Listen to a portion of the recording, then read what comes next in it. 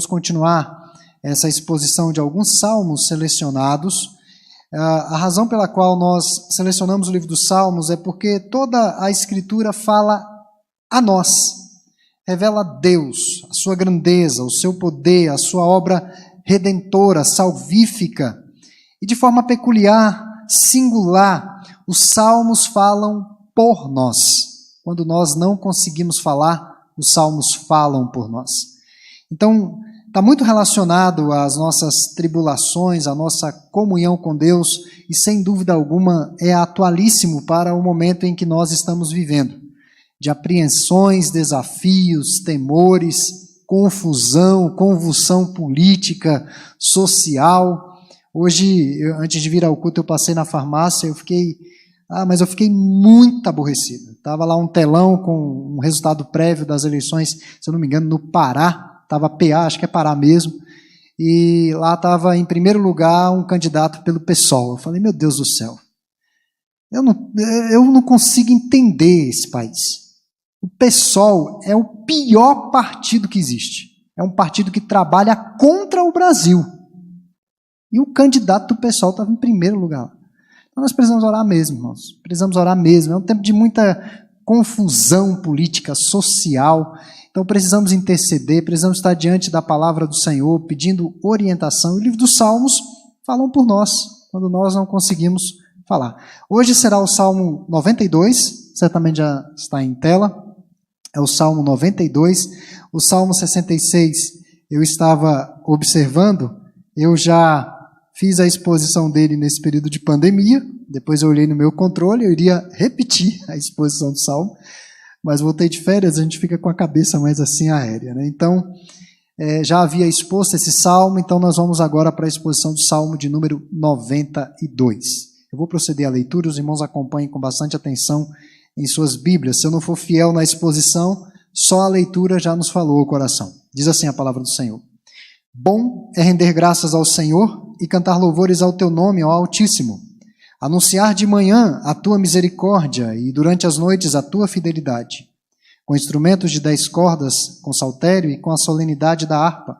Pois me alegraste, Senhor, com os teus feitos, exultarei nas obras das tuas mãos. Quão grandes, Senhor, são as tuas obras, os teus pensamentos, que profundos. O inepto não compreende, o estulto não percebe isto. Ainda que os ímpios brotam como a erva e florescem todos os que praticam a iniquidade, nada obstante serão destruídos para sempre. Tu, porém, Senhor, és o Altíssimo eternamente.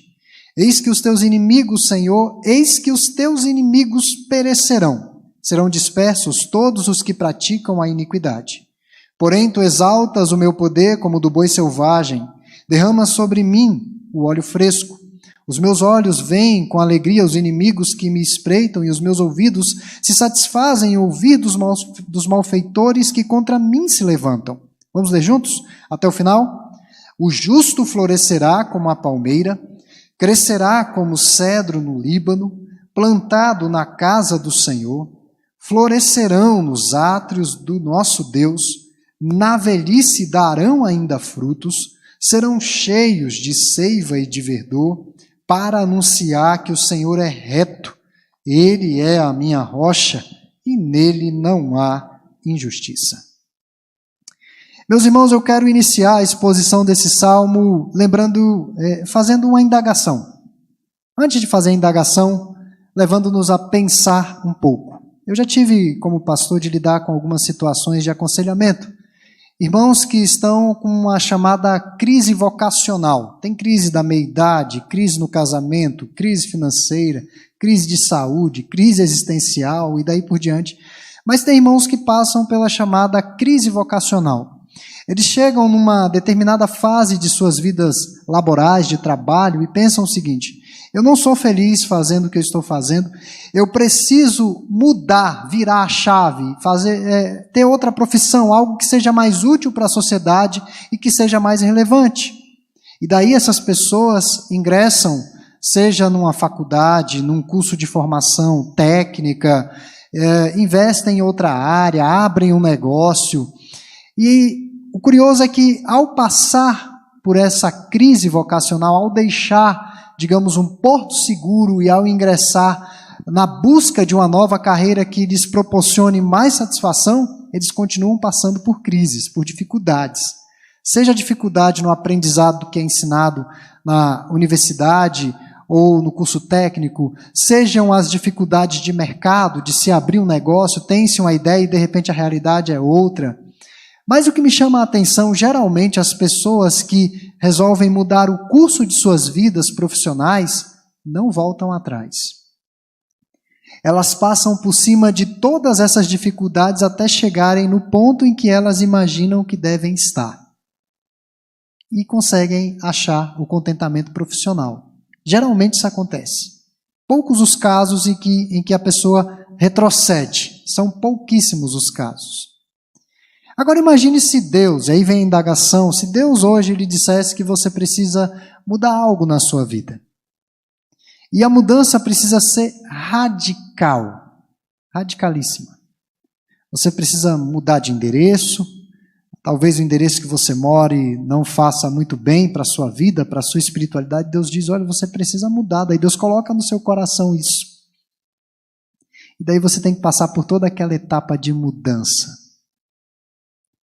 E Deus poderia lhe dizer assim, você vai ter que mudar daí para um lugar que você nem sabe onde é, mas eu sei onde é. Foi isso que aconteceu na vida de Abraão. Abraão já era um homem de uma certa idade. Era um homem que já tinha uma experiência de vida, que já tinha laços afetivos em Ur dos Caldeus. Mas era um homem incrédulo, ímpio. E Abraão recebe um chamado da parte do Senhor. E nessa chamada da parte do Senhor, Deus diz a Abraão, olha, você vai sair da tua terra, do meio da tua parentela, e vai para uma terra que eu ainda vou lhe mostrar. E o curioso é que Abraão obedeceu a Deus. Abraão foi um fiel que confiou no Senhor até as últimas consequências de sua vida. Você pode observar essa marca na vida de Abraão. Um homem fiel que confiou em Deus até o fim. Até o fim. A despeito das instruções aparentemente amalucadas da parte de Deus, que não casavam com a realidade que Abraão vivia. Como que Abraão iria sacrificar um filho de mais de 20 anos a Deus? O filho da promessa, Isaque. Os melhores estudiosos afirmam que quando Deus pede Isaque como sacrifício a Abraão e Abraão o leva ao Monte Moriá, Isaque tinha mais de 20 anos, ele já era um rapaz. Abraão já tinha em sua mente que aquele era o filho da promessa. E Deus o pede como sacrifício. E aquele servo obedece ao Senhor e vai com o rapaz. O rapaz tinha tamanho discernimento que quando vê o pai preparando a lenha para o sacrifício, ele diz assim, pai, mas espera aí, cadê o sacrifício? E Abraão diz o que para Isaque? Deus proverá. Um fiel que confia no Senhor. Então, nós vamos falar essa noite, à luz desse salmo, dos fiéis que confiam em Deus. O tema principal deste salmo é o governo soberano do Senhor. O verso central está no 8º. Tu, porém, Senhor, és o Altíssimo eternamente. Proclama que Deus é o Altíssimo que está no céu e é exaltado para sempre, de eternidade a eternidade. E essa expressão Senhor, que aparece diversas vezes aí, 7 vezes em letra maiúscula no nosso texto, é a expressão Jeová no hebraico. E esse era o nome atribuído ao Deus da aliança, o Deus do pacto. Exatamente o Deus de Abraão em Gênesis, capítulo 15, dos versos 12 a 18, quando Deus entra em aliança com Abraão. Esse nome que aparece aí, Senhor, é esse Jeová que firma essa aliança, esse pacto com Abraão. Este salmo geralmente era cantado, entoado no dia de sábado. No nosso contexto seria cantado no dia de domingo, no culto a Deus. E durante a semana, antes dos cultos, dos ajuntamentos solenes, havia toda uma preparação com sacrifícios para o povo encontrar-se com Deus. Havia toda uma preparação. Certamente você, antes de vir à igreja, tem todo um cerimonial. Você vai ali, muitos, eu acredito que a maioria toma um banho antes de vir, né, coloca uma roupa, né, mais ou menos. O pastor, pelo menos, eu tomo banho, tá, irmãos? Eu tomo banho antes de vir. Coloco o terno, venho, tem toda aquele cerimônia, aquela preparação para estar aqui no templo, antes do horário, para achar estacionamento, para estar tranquilo e para louvar a Deus sem maiores preocupações. O povo hebreu não se preparava apenas algumas horas antes do culto. Eles se preparavam durante toda a semana para encontrar-se com Deus. Sabemos, irmãos, que quem opera tanto querer quanto realizar em nós é Deus. Sabemos que aquele que começou a boa obra em nós é fiel para completá-la até o dia de Cristo Jesus. Mas há algo da nossa parte. Há uma reação da nossa parte nessa jornada com Deus. Há algumas responsabilidades que nos são dadas. Então nós precisamos assumir as nossas responsabilidades como cristãos e permanecer firmes e conscientes de que Deus irá trabalhar em nós para que possamos cumprir com fidelidade os seus preceitos. E esse salmo vai descrever algumas características dos fiéis que confiam no Deus soberano. Eu quero destacar a primeira característica. A primeira característica dos fiéis que confiam nesse Deus soberano é um povo que adora. Essa é uma marca do povo de Deus. Honrar o sábado, o dia do Senhor, era evidência do pacto na vida. Eu sei que nós passamos por tempos de pandemia, de isolamento social extremo em Brasília, em várias cidades do Brasil. Eu creio que praticamente todas as unidades da federação desse país passaram por privações. Inclusive até um obreiro que está numa cidade interior chamada Aruanã também passou por esses momentos de privações, de isolamento social. Mas, meus irmãos, eu me recordo que quando nós iniciamos esse processo de isolamento, uma das decisões que eu tive no meu coração foi manter os nossos trabalhos no horário que geralmente estamos reunidos.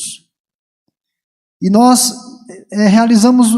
empenhamos bastante, investimos alto para as transmissões ao vivo, justamente para que nesse horário a igreja, às 9 da manhã, às 18h30, a igreja continuasse diante de Deus o adorando, ou buscando, porque não havia possibilidade ainda de nos reunirmos. Então, neste dia do Senhor, o povo rememorava os atos de Deus por sua nação, a maneira prodigiosa pela qual Deus havia libertado a cada um deles do jugo egípcio. Isso aqui é muito sugestivo para o culto a Deus. Todas as vezes que você se dirigir ao local de reunião, de ajuntamento, você tem que pensar no dia da sua conversão. Você tem que pensar no dia que Deus mudou a trajetória, toda a sua história de vida. Tudo mudou naquele dia. Neste dia o povo também se lembrava de Deus como Criador de todas as coisas existentes. Ter no seu coração gratidão por tudo aquilo que Ele fez. Há muita coisa boa na criação, seja alimentação, seja lugares bonitos. E tudo isso foi Deus que fez, e Ele deve ser glorificado e exaltado por sua criação. No primeiro livro de Moisés, chamado Gênesis, por 7 vezes é mencionada a materialização da bondade de Deus. E como que esse salmo inicia? Verso 1. Bom é render graças ao Senhor. Bom é render graças ao Senhor. Os crentes podem e devem louvar ao Senhor por todos os seus benefícios, sejam as dádivas da criação, mas especialmente a redenção que nos foi dada na aliança com Cristo Jesus. Essa é a maior dádiva que nós temos. E só valoriza essa dádiva da salvação aqueles que passaram pelo vale da sombra da morte. Quem não passou pelo vale da sombra da morte não valoriza como deveria. Ou quem não passou por um processo de conversão dramático pelo Espírito Santo, reconhecendo a sua miséria, não consegue perceber como essa salvação é cara. E ele diz que é bom render graças ao Senhor. A adoração é algo inato no ser humano.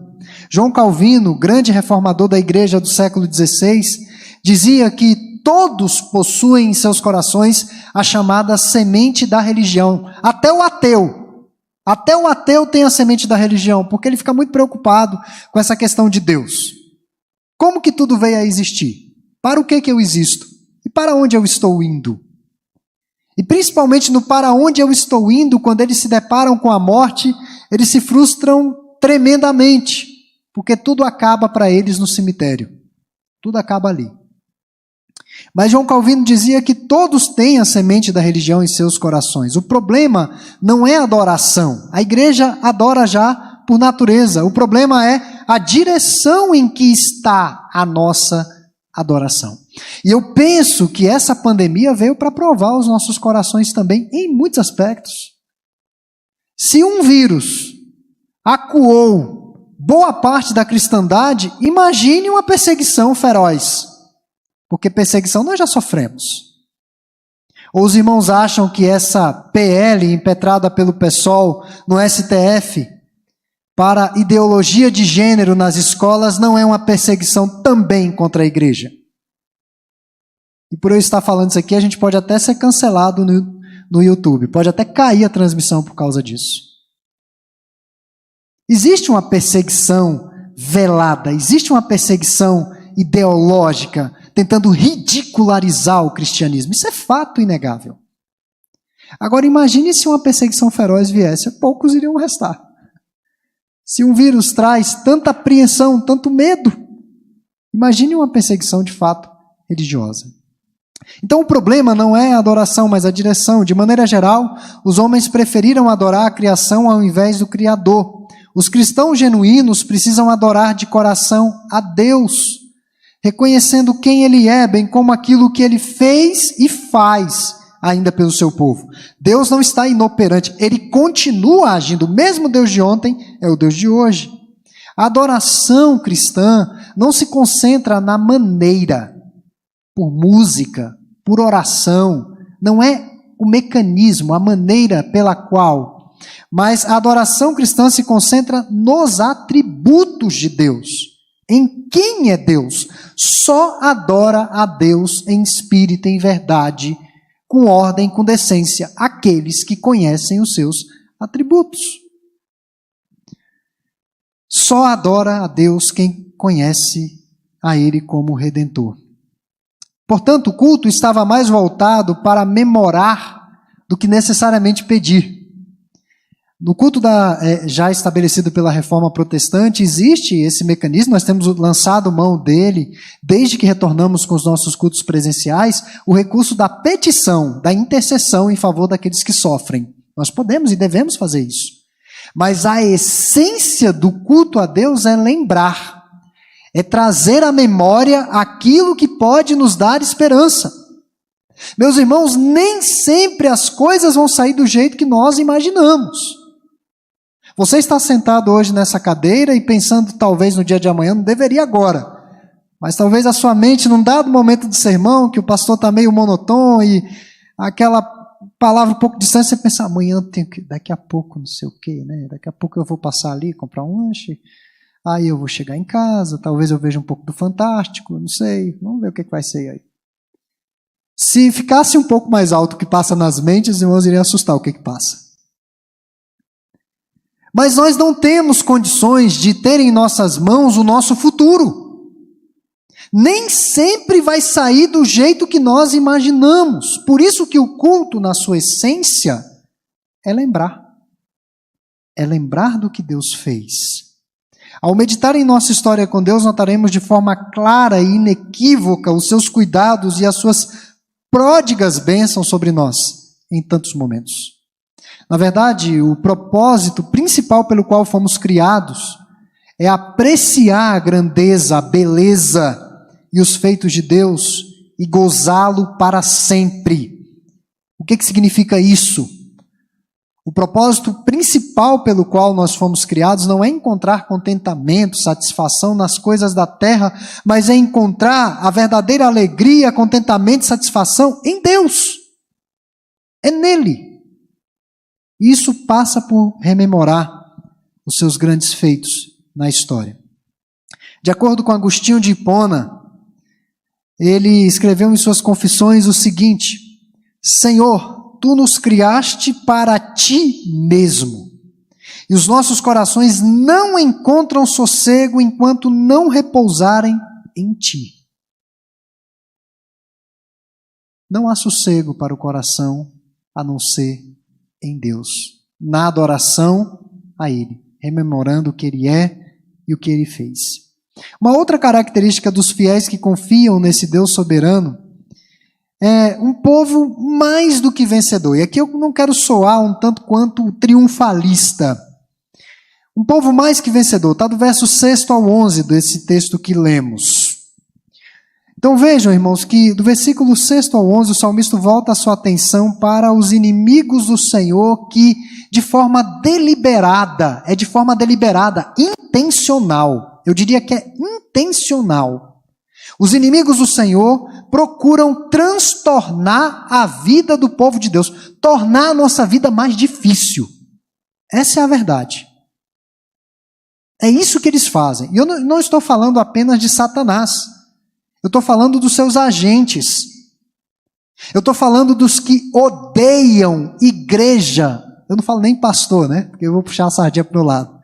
Mas dos que odeiam igreja, cristianismo, valores cristãos. Essas pessoas são instrumentos de Satanás para transtornar as nossas vidas, para tornar as nossas vidas nesse mundo mais difícil do que elas já são. Isso existe, irmãos.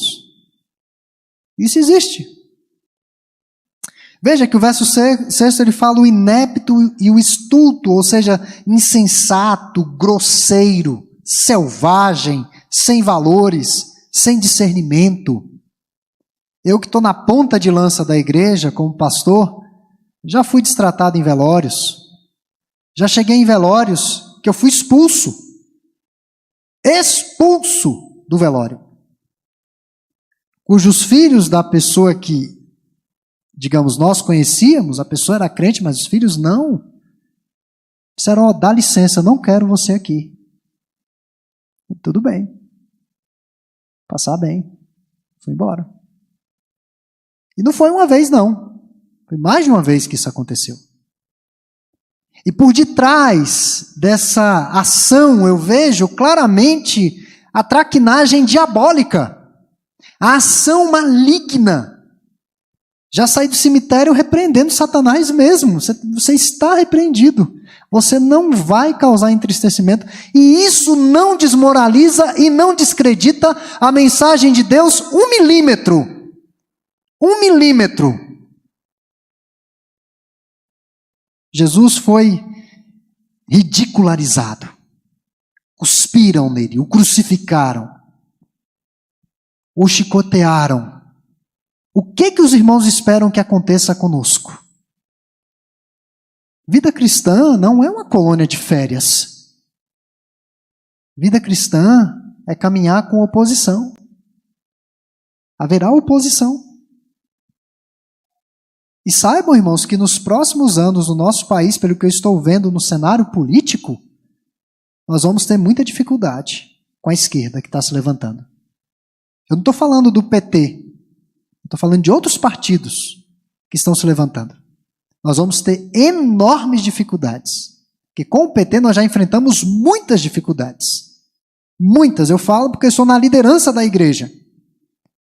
Principalmente no governo da Dilma, nós enfrentamos enormes dificuldades, inclusive fiscais. Enormes. E eu não vejo coisa boa aí para frente.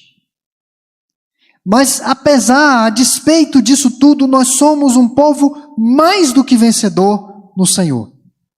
Então, pessoas desse tipo, como diz a Bíblia, são como a relva, elas não têm raízes profundas. Seu verdor desaparece rapidamente, ao que diz o Salmo 90, os versos 5º e 6º. Por outro lado, os fiéis são como as palmeiras e o cedro. Árvores robustas, frondosas, altas.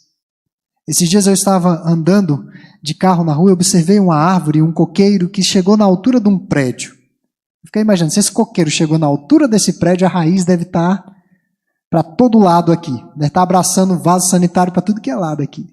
nas imediações. Então os justos serão como essa árvore frondosa. O Salmo vai usar a expressão, o poder do boi selvagem. Verso 10, parte A, era sinônimo de força, de vitalidade, de resiliência. Quanto mais essa igreja é perseguida, quanto mais essa igreja é desafiada, mais ela se fortalece. Não consegue destruir essa igreja. Não consegue. O texto também vai falar do óleo fresco, verso 10, parte B, era usado para ungir pessoas para uma função específica, especial, era a unção do rei, do sacerdote e do profeta, pessoas que eram habilitadas para uma função, e era uma habilitação dada por Deus, de modo que se alguém tentasse exercer a função daquela pessoa habilitada por Deus, era julgada pelo próprio Deus, à semelhança do rei Saul. O que fez a grande derrocada do reinado de Saul? Exercer uma função que não era dele, ele foi ungido para ser rei e não sacerdote. Então Deus já nos capacitou para passar por esse mar de provas.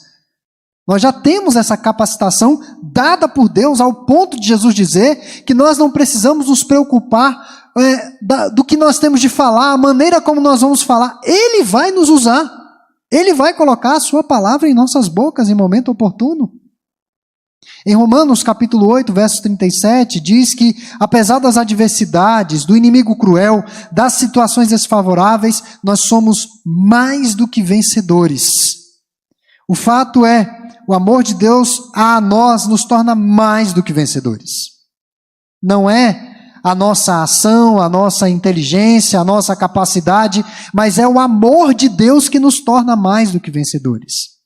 Em Romanos 8, 31 a 39, está descrito a respeito de todo um exército de inimigos temíveis e imagináveis voltados contra nós. O que dizer, por exemplo, da lista de dificuldades elencada por Paulo no verso 35? É como se tudo, absolutamente tudo estivesse contra nós. O mundo incrédulo nos odeia e vive nos perseguindo.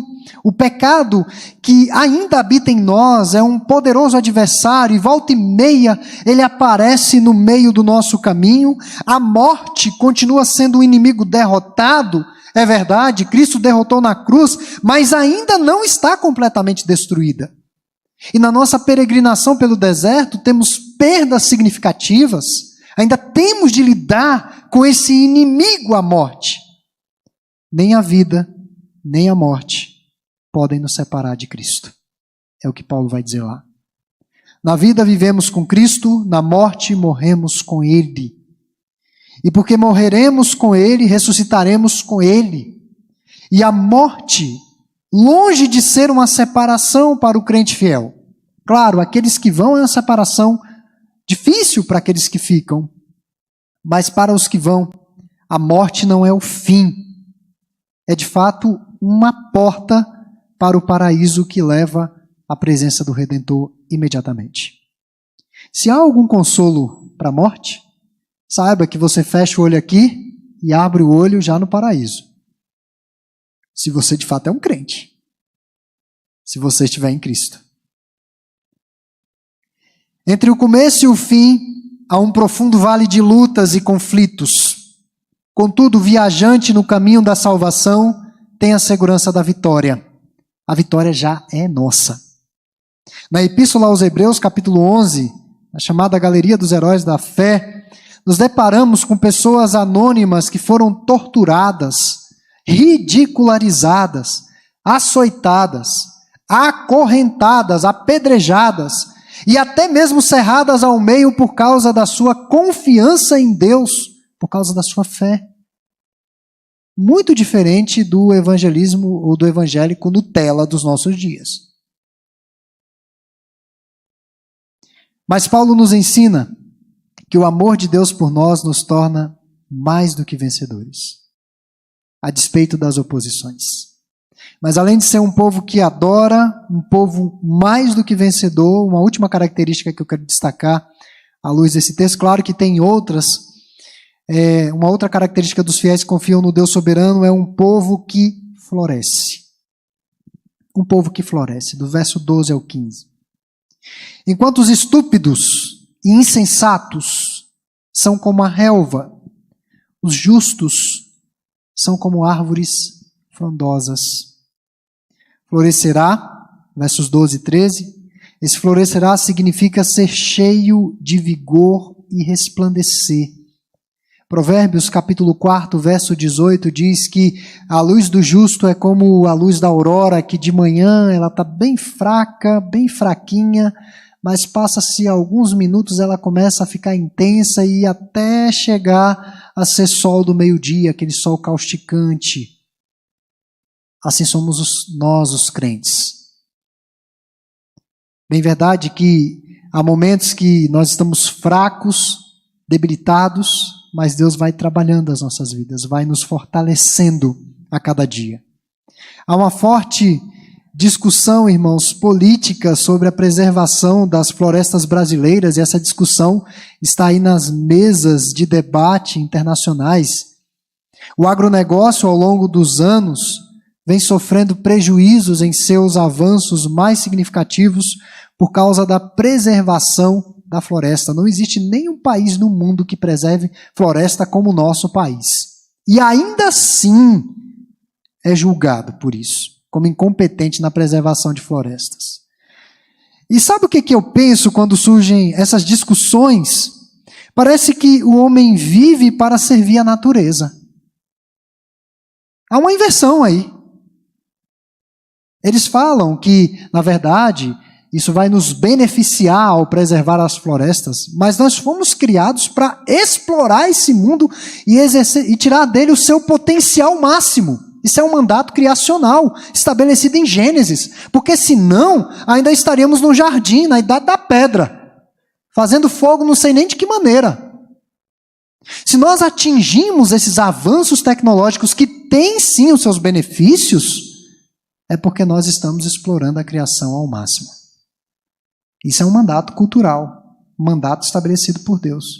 Mas hoje há uma inversão, parece que nós vivemos para servir a floresta.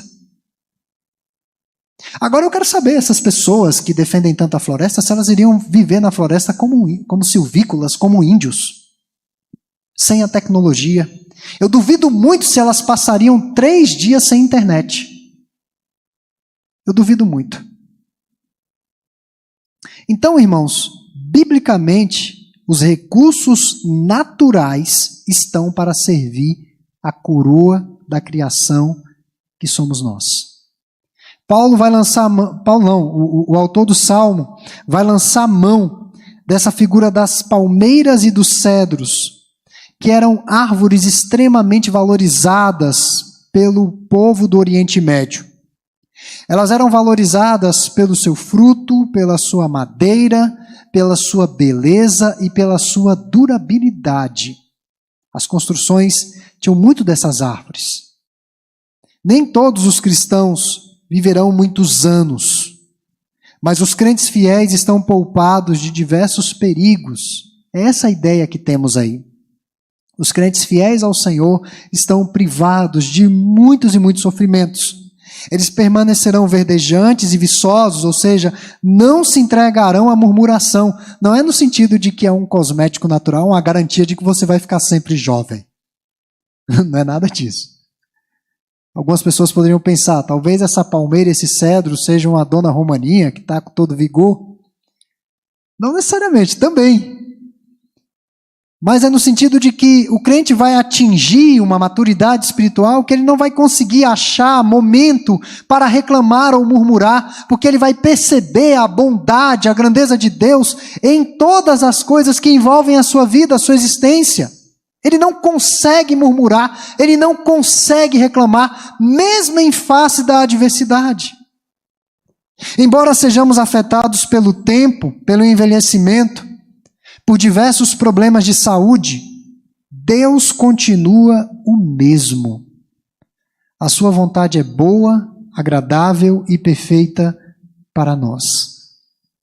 E onde estiver o justo, por mais incrível que pareça, a sua vitalidade não dependerá do ambiente.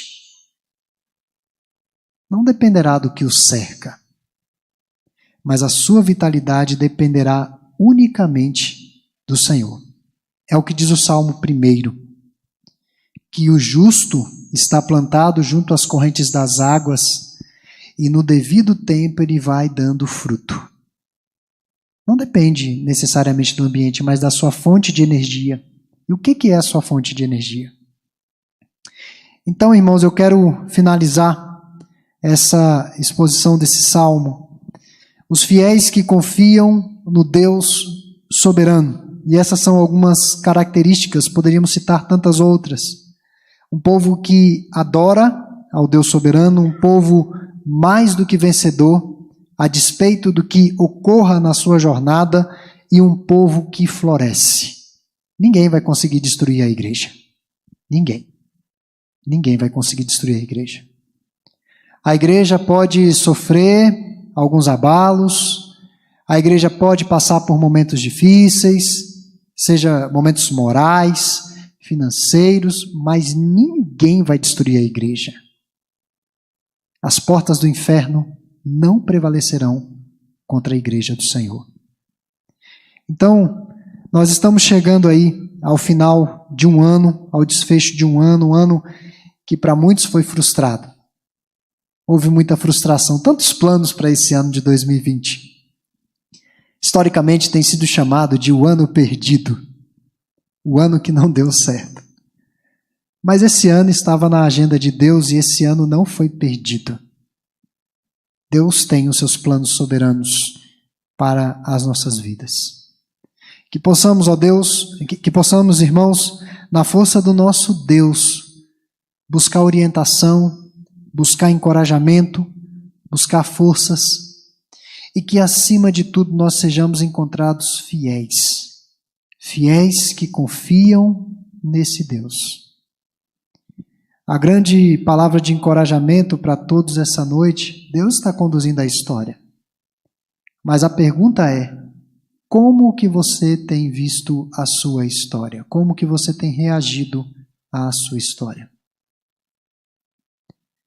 Você pode ter a mesma reação de Abraão, que confiou em Deus até as últimas consequências. Abraão morreu e não viu a promessa de uma grande nação por meio dele, plenamente realizada. Ele não viu isso. Ele só viu um filho, Isaque. E Abraão morreu crendo na promessa. Como que tem sido a nossa jornada? É uma jornada de fato de fé ou uma jornada de distrações com sensacionalismos de uma mídia histérica,